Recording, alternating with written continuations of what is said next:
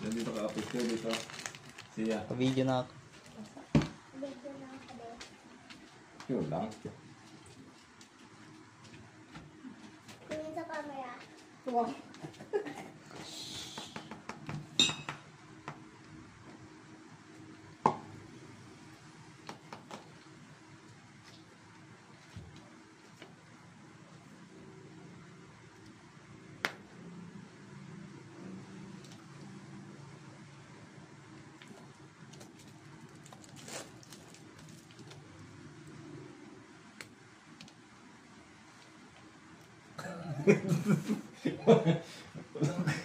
Nag-miss Hi na lang. guys, ganito po kapag nagtuturok na sa anti-tetanus. Kasi ito pong asawa ko, video?